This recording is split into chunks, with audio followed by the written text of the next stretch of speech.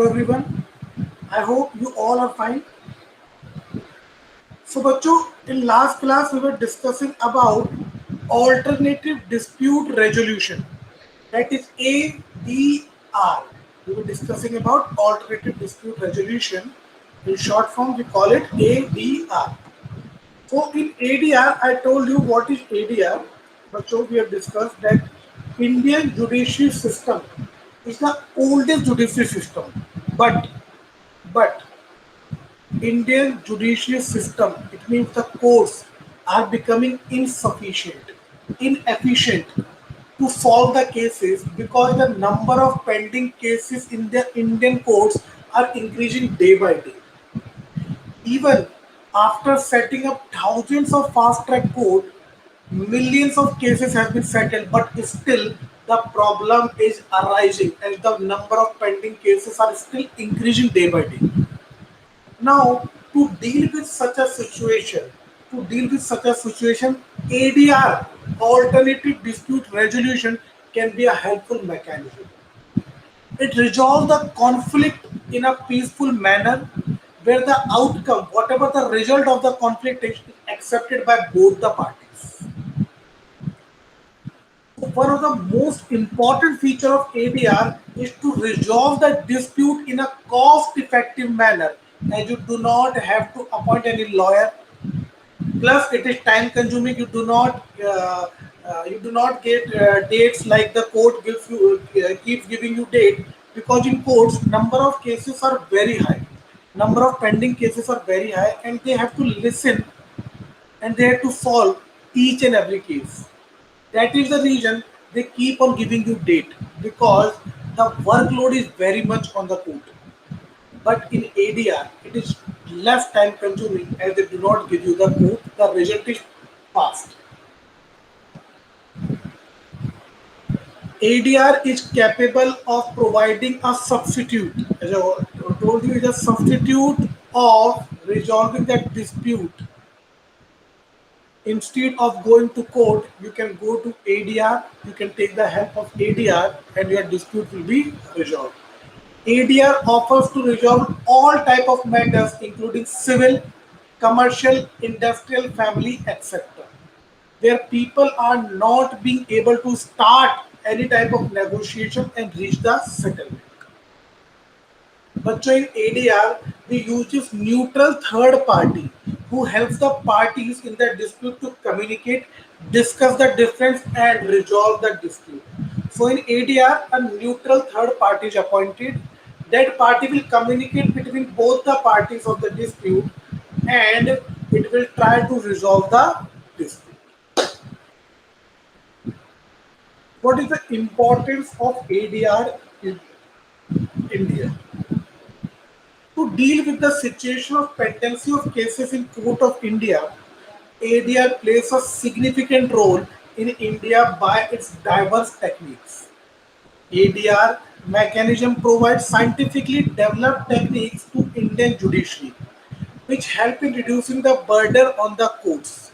ADR provide various modes of settlement. But so ADR is a dispute resolution mechanism which is scientifically developed technique to Indian judiciary, and it also help the court in reducing the burden, because when the cases are instead of going to court, the cases are going to ADR, alternative dispute resolution for solution. Then obviously the burden of court will be reduced. The number of pending cases in the court will be reduced. Now there are various modes of settlement through ADR. That is arbitration, conciliation, mediation, negotiation.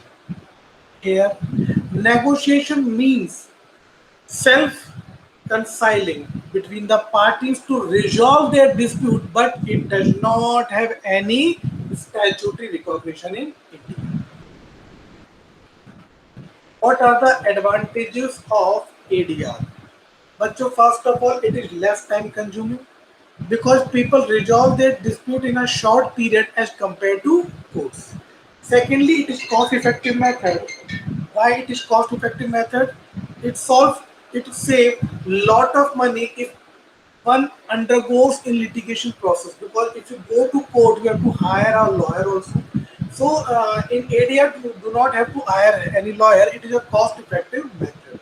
It is free from technicalities of court. Here informal ways are applied in resolving disputes. People are free to express themselves without any fear of court of law. बच्चों in ADR people are free to express themselves, free to express their problem, free to express their part of situation. Because if you go to the court, you can only speak what the lawyer asks you to speak.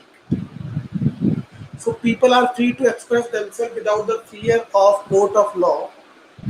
They can reveal the true facts without disclosing it to any efficient way.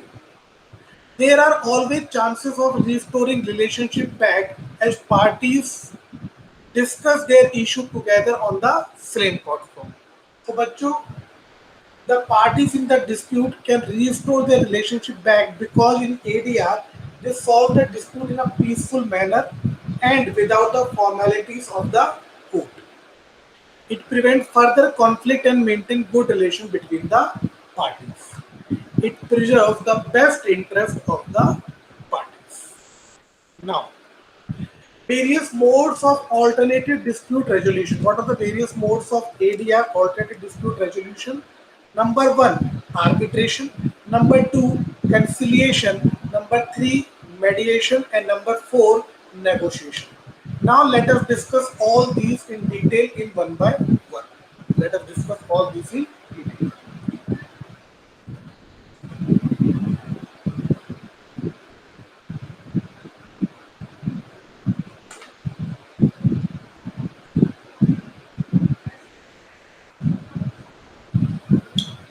The process, number one is arbitration.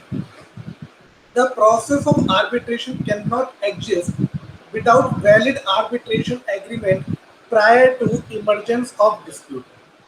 So, बच्चों, suppose me and my friend Mr. Vinod, me and my friend Mr. Vinod, we started a business together.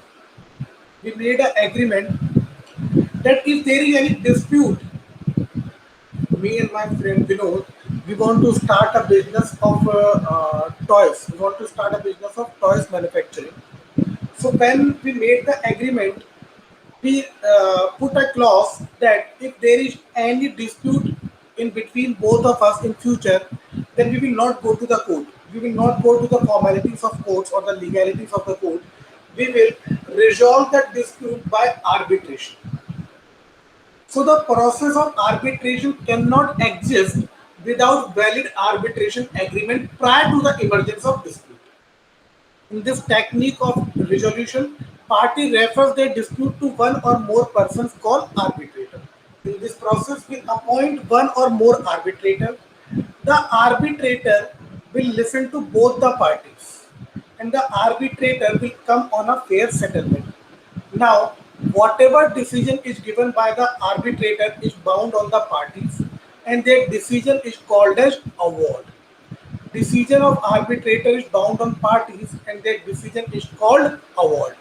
The object of arbitration is to obtain fair settlement of dispute outside of court without necessary delay and expense. Mediation. Mediation is an ADR, alternative dispute resolution, where a third neutral party aim to assist two or more disputed in reaching agreement. It is an easy and uncomplicated party-centered negotiation where third party act as a mediator to resolve dispute by using appropriate communication and negotiation technique. The process is totally controlled by parties. But to suppose there is a dispute between Mr. A and B, Mr. A and B appoint a person. Now that person will be neutral, will not be from the side of A and will not be from the side of B. This is a neutral person. Now this neutral person will listen to both the parties, will assist both the parties, and then he will try to come to a conclusion. The process is totally controlled by parties. Mediators' work is just to facilitate the parties to reach settlement of their dispute.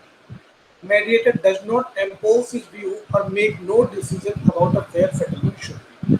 So, बच्चों mediator will listen to both the parties and will try to reach to settlement. Will try to reach to a fair settlement of both the parties.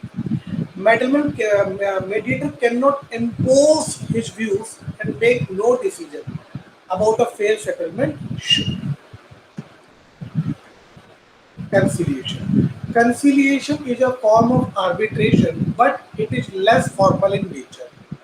It is a process of facilitating and resolution between the parties, where the parties to dispute use conciliator, whereby the parties to the dispute use conciliator who meet the parties separately to settle their dispute. Now, suppose there is a dispute between Mr. C and D. Now, both the parties appoint a neutral person, and that neutral person will be known as conciliator. That conciliator will meet both the parties separately to settle their dispute. Conciliator meets separately to lower the tension between the parties, improving communication, interpreting issue to bring about a negotiation settlement. There is no need of prior agreement and cannot be forced on party who is not intended for conciliation. It is different from arbitration in that way. So, बच्चों, in conciliation, it is not compulsory that there should be any agreement. If both the parties agree, they can appoint a neutral person. He will be known as conciliator.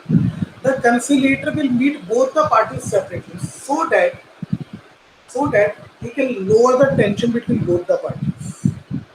He can listen properly to both the parties, and after listening to both the parties, he will tell his views to both the parties. He will tell his, his fair settlement to both the parties. Now, it is up to the parties whether they want to accept the settlement or not. Negotiation. But negotiation create a structure to encourage and facilitate direct negotiation between parties to a dispute without intervention of a third party. In negotiation, participation is voluntary and there is no third party who facilitates the resolution process or imposes a resolution. It is based on the principle of helping people help themselves. So, बच्चों, in negotiation, suppose there is a dispute between A and Mr. B, they will not appoint a third party like they were doing in arbitration, conciliation, mediation. Both the parties to a dispute appoint a third neutral party, and that party will listen to the parties and come to a conclusion. But in negotiation, if there is any dispute between A and B, they will not appoint a third party. Instead, both the parties will sit together, will discuss the conflict, and will try to resolve the conflict by coming on a conclusion. That's why it is based on the principle of helping people help themselves. Got my point, everyone? So,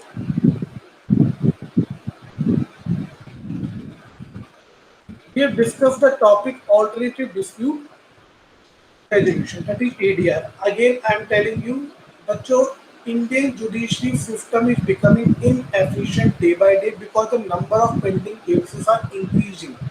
Indian courts are clogged with long unsettled cases. That's why to deal with such a situation, ADR can be helpful mechanism. Through ADR, it resolves conflict in a peaceful manner, where the outcome is accepted by both the parties. So the important feature of ADR is it resolves dispute in a cost-effective manner. It is less time-consuming and produce desired results. When I told you there are four methods of ADR: arbitration, conciliation, mediation, and negotiation. In arbitration, what we do in arbitration, for arbitration, there should be a valid arbitration agreement prior to the emergence of dispute. In this technique, both the parties or two or more parties in the dispute will appoint one or more of the arbitrator The arbitrator will listen to all the parties and will come on a conclusion. The decision of arbitrator is bound on the parties and their decision is called as award. In mediation, also we appoint a third neutral party to assist to assist two or more parties in reaching an agreement. Mediator work is just to facilitate the party to reach settlement of their dispute. Mediator does not impose his view and make no decision about what a fair settlement should be. Then conciliation is a form of arbitration, but it is less formal in nature. It is a process of facilitating resolution between the parties, where the parties to the dispute use conciliator to meet who meet both the parties separately so that the tension can between both the parties can be lower. You can listen to both the parties properly and can settle their dispute. In negotiation, the parties in the conflict will not appoint any third person. In fact, both or two or more parties who are in dispute will sit together, discuss their conflict, and will resolve the conflict. फटाफट करना। So this is ADR.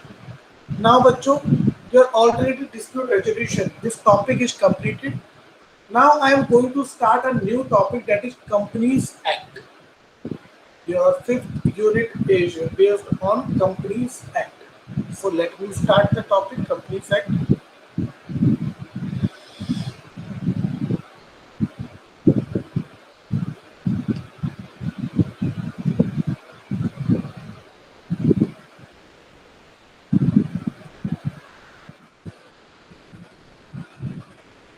Companies Act 2013.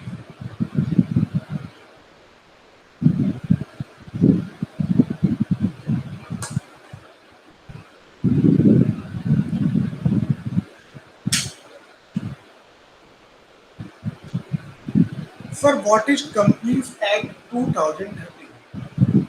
It is this act, Companies Act, as the name suggests, is introduced in, is, or you can say, is amended, it's completely changed in 2013.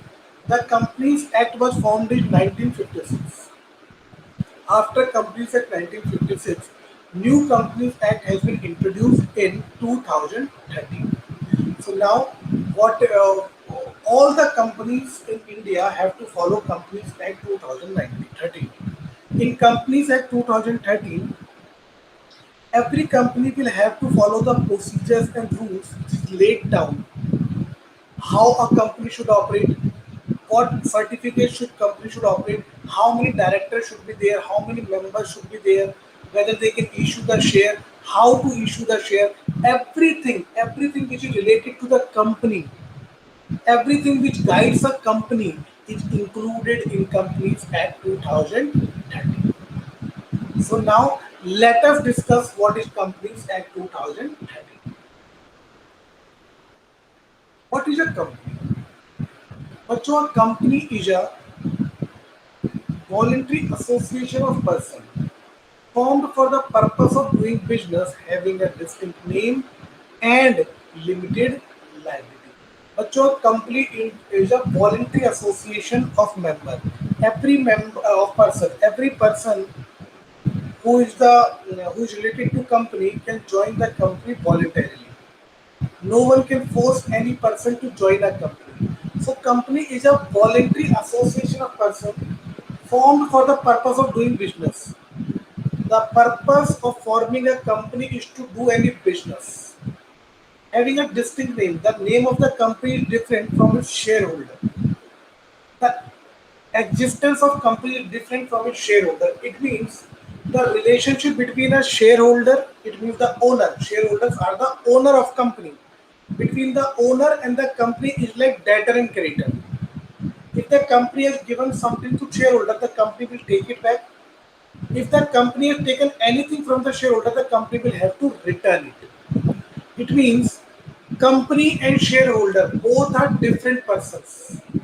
Shareholder is a natural person, where the company is an artificial person. So a company runs by its own, having a distinct name and limited liability.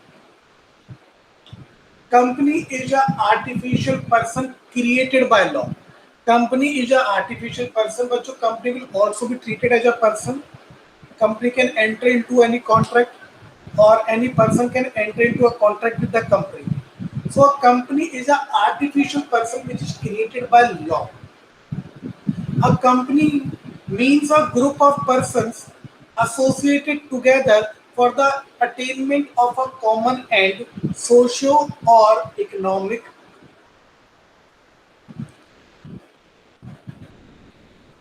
What is the feature of company? Features of company.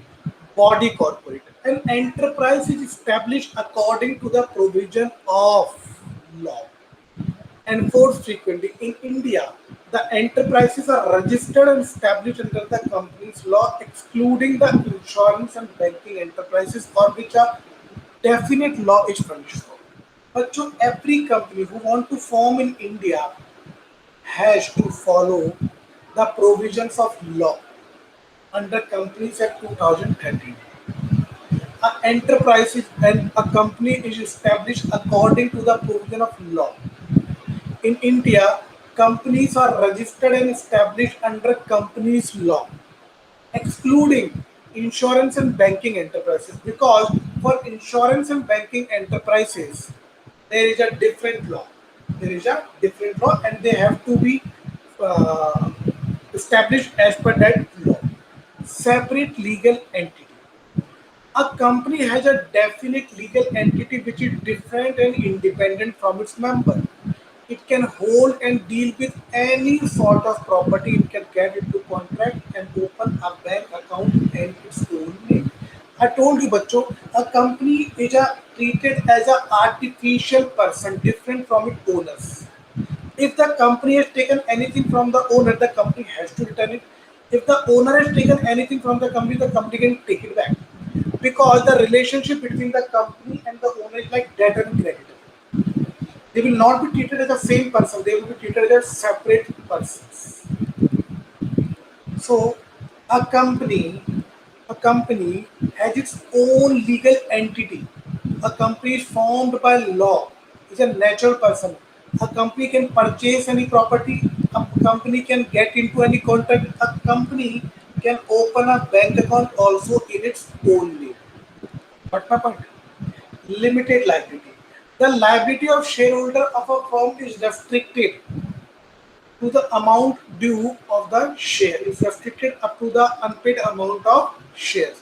Suppose I have invested in a company rupees 10 lakh. It means I have purchased the share of a company of rupees 10 lakh.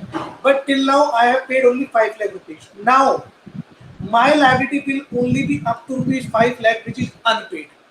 It means the liability of shareholders, meaning the owners of a company, is limited up to the unpaid amount of shares. Continuous succession. But so as you all know, company is an artificial person which is established by law. Company keeps on running no matter whether any member dies or any member becomes bankrupt or any member leaves the company keeps on running because the company is a natural is an artificial person. Suppose bachcho, I have invested rupees 1 crore in Reliance Industries, and in future suppose I die in future, so will the Reliance industry closes? Will the Reliance industry closes the business? No. It means the member can come and go. The member can become bankrupt, or if there is any death of any member, or any member leaves the company will keep on running. There will no influence on the presence of the company. Shareholder may come and go, but the company keeps on running.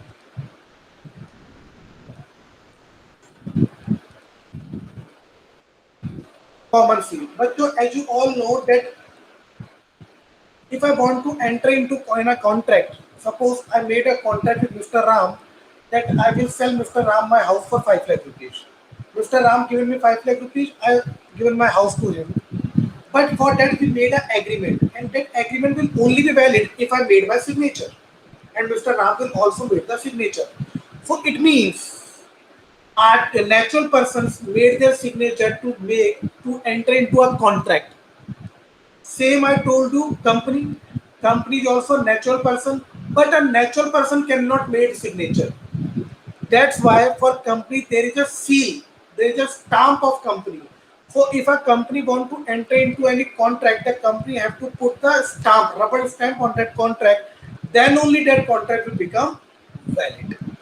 So the firm is a artificial entity, or you can say artificial person, cannot sign by its name. Hence, every company is enforced to possess its own authentication or a seal which move as official signature of a firm.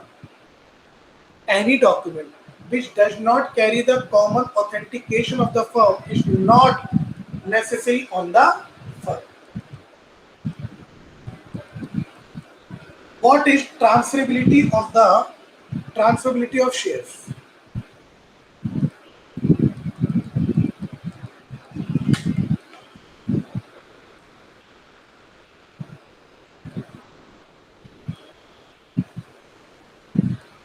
Transferability of share. The share of a public limited company are transferable. The authorization of the firm or the consensus of any member of the firm is not required for the transfer of share. However, the articles of the firm can define the way in which the shares of firm will be done. Article of association define the way in which the transfer of share will be done. So, बच्चों, the share of public limited company are freely transferable. May sue or be sued. It means that a company, being a natural person, can file a case against any other third party, and a third party can also file a case against a company. A company is a legal person, can get into contract and can implement the permissible authority against others. It can accuse and be accused in its names if there is a breach of contract by the firm. Formation of company. How a company is formed. Please now listen to me very, very carefully.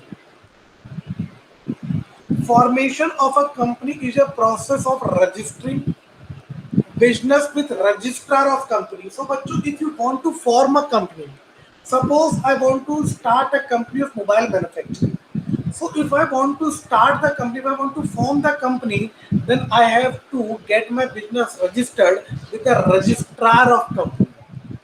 With registration, business become distinct legal entity. When you register your business, when I will register my business, it will become distinct legal entity.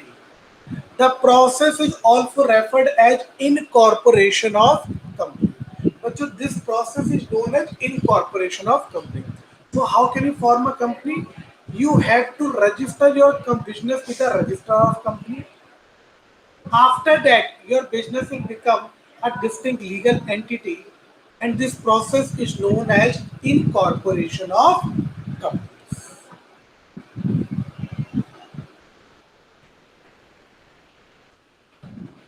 What are the advantages of company? Liability of shareholders is limited. But so in a company, liabilities of shareholder is limited. It means liabilities of shareholder is limited up to the amount of unpaid share. Suppose I invested in a company 1 lakh rupees and I paid only 80,000 rupees, and 20,000 is the unpaid amount of shares. Now my liability will be up to rupees 20,000 rupees, that is the unpaid amount of shares. It means the liability of shareholders is limited up to the unpaid amount of shares. Number two, it is easy to transfer ownership by selling shares to another person. But so, if I invested in a company, suppose 50 lakh rupees, now I want this money after 2 years because I want to purchase a house. Now I can easily transfer my share. I can easily sell my share and get my money. So it is easy to transfer ownership of a company by selling the shares to another person. Taxation rates are also different for companies. But so taxation rates are different for companies. Experts at top level management can be placed. But in a company, we can place expert of top level management so that they can run our company efficiently and effectively. Wide level of capital and investment. But as you all know, in a company there is number where there is n number of members. For a public company, any number of members can be there. Suppose in a company if there is 1 crore shareholder, then you can imagine how much capital that company will have accumulated. So for a company, investment and capital is of very wide level because number of members are huge. For example, in a sole proprietor, there is only one owner. So for one owner to collect some money is difficult. But in a company, there is huge number of members. Disadvantages of company. Registration, maintenance, and winding up of company can be expensive. So to form a company, to register the company and pay the fees. Companies use the maintenance is also expensive, and when you wind up the company, the process is also very tough because you have to appoint a liquidator. That liquidator will take the in charge of asset and liability.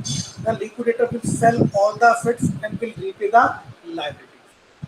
So disadvantage of company is registration, maintenance, and winding up of company can be expensive. Report compliance is very high and complex. So in company, if you run a company or you have formed a company, you have to give the report. You have to keep the report of each and everything with yourself. So reporting compliance is very high and complex in a company. If director fails to meet obligation or compliance, then they are personally liable for death of the company. But if the director of the companies fail to meet any obligation or compliance, then they are liable. They are personally liable for the death of the company. Profit distributed to shareholders are taxable. But so whatever profit you distribute to shareholders are taxable for the shareholder because that profit will become the income of the shareholder and it will be taxable. So this is the introduction of company. Now let us move ahead.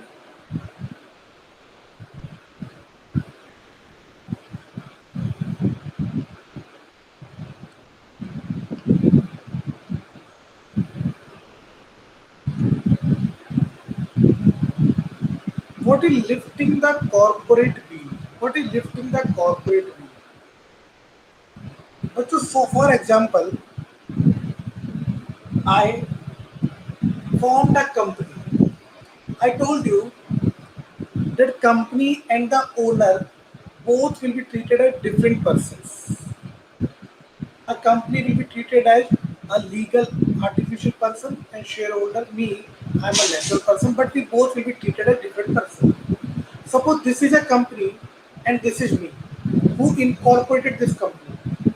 Now we both are treated as different. There is a curtain between both of us. There is a curtain between both of us. Now, now I am the person behind the curtain and I am the one who is running the company. But as per law, this company will be treated as a different artificial person, legal person. Whatever a company can enter into a contract and a company can also file a case, any other person can also file a case on the company, but I will be saved because I am different person and company is different person. So there is a curtain between me and company. Now suppose I, being the owner of the company, from behind the curtain, running any illegal activity or doing something wrong, doing something illegal, and taking the advantage of this curtain.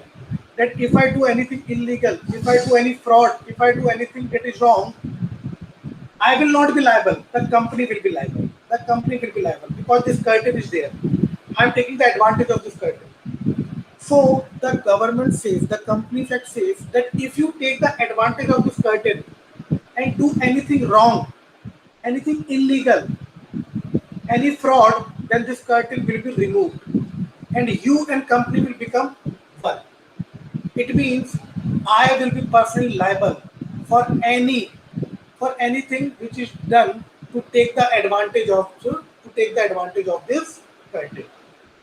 So if I take the advantage of this curtain and do anything wrong, then the curtain will be lifting the corporate will. It will be known as lifting the corporate will. The curtain will be removed, and me and company both will become same person. So a legal concept that separate the personality of a corporation from the personality of its shareholders and protects them from being personally liable for the company's debt and other obligations. Lifting of corporate fee. At times it may happen that the corporate personalities of the company is used to commit fraud and improper or illegal acts. Since an artificial person is not capable of doing anything illegal or fraudulent, the facade of corporate personality might have to be removed. The facade of corporate personality might have to be removed to identify the persons who are really guilty. This is known as lifting of corporate fee. I told you that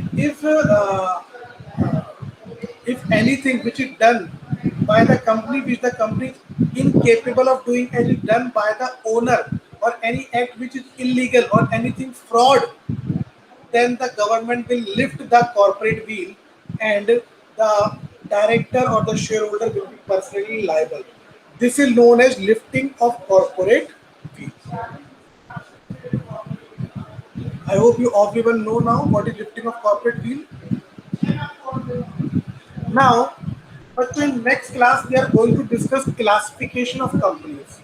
Classification of company on the basis of incorporation, classification of companies on the basis of control, classification of companies on the basis of nationality of the companies, classification of companies on the basis of ownership, classification of company on the basis of number of members. So we are going to discuss all these in next class. Now let's make a quick revision what we have discussed today about the company.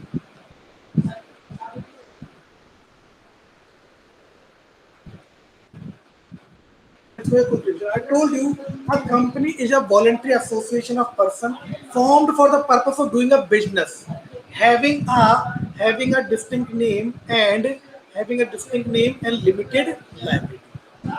I told you a company can enter into a contract and any third person can also enter into a contract with a company. I told you a company is an artificial person created by law. Features of a company is a body corporate. Enterprise is established, a company is established according to the provision of law. Separate legal entity, a company has a distinct legal entity which is different and independent from its members. Limited liability, the liability of the shareholders of a firm is restricted to the unpaid amount of shares held by them. Continuous succession, a company is an artificial person that is established by law. Shareholders may come and go, but the company perpetuates, means the company keeps on going. Common scene. Firm is a company is an artificial person, cannot sign its name by itself. Hence, every company has its own authentication seal which moves as an official signature of the company. Transferability of shares. The shares of a public limited company are freely transferable. Sue or be sued. A company is a legal person, can get into any contract and can implement the permissible authority against the others. It can accuse or be accused in its name if there is a breach of contract by the firm. How a company is formed? Formation of a company is a process of registering the business with the registrar of company. After registration, business becomes distinct legal entity. This process is referred as incorporation of company. Advantages of company: liability of shareholders is limited up to the amount of unpaid shares held by them. It is easy to transfer ownership by selling shares from one person to another person. Taxation rates are different for companies. Experts at top level management can be placed. Wide level of capital and investment. A company can have wide level of capital and investment. Disadvantages of company: registration, maintenance, winding up of company can be expensive. Reporting compliance is very high and complex. If directors fail to meet obligation of compliance, then they are personally liable for the debt of the company. Profit distributed to shareholders are taxable. So I hope all you know now what is company. Now, bachcho, we are going to discuss some MCQs. The MCQs will help you in getting a clarity on the topic, as well as your whole topic will automatically get revised if you attempt the MCQs.